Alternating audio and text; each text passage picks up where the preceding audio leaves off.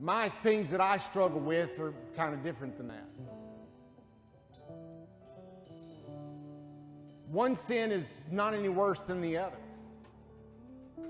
We like to elevate some sin and say, well, this is a terrible one, this is a bad one. You know what? Guys, guilt is guilt. It'll tear you apart.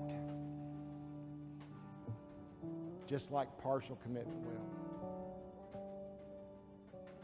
What you hold in your hand is a cup of juice. You know what that cup represents? Complete commitment on behalf of Jesus. He hung there until his very lifeblood poured from his body.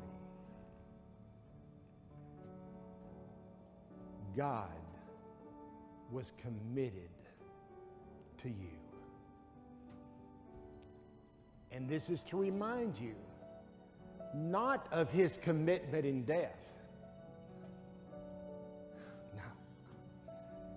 Jesus doesn't want you to feel guilty today that you destroyed his life, that it's your sins that crucified him on the cross. That's not what the Lord's Supper is about. The Lord's Supper is not about guilt. Jesus said to the disciples, now boys, as often as you partake of this, remember what?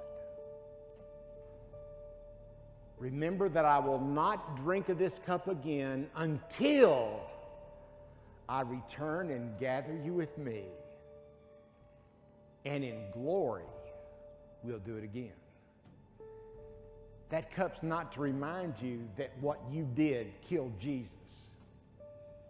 That cup is to remind you that Jesus died so that one day what he bought and paid for, he's going to come back. One of the first things we're going to do when we get in heaven is he's going to get out a whole bunch of cups. I don't think they're going to be plastic. I think they're going to be made out of road pavers. You know what a heavenly road paver is? Gold. He's going to pass out cups and he says, all right, I promised you I'd get you. I'd return. I promised I'd pay the price. Now you're here. Let's celebrate. And everybody gets out a cup. That cup is to remind you that right now it might be tough.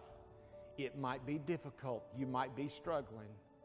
But if God committed his son so much to pay for you, he's coming back to get you, to take him unto himself, so that where he is, there you'll be also.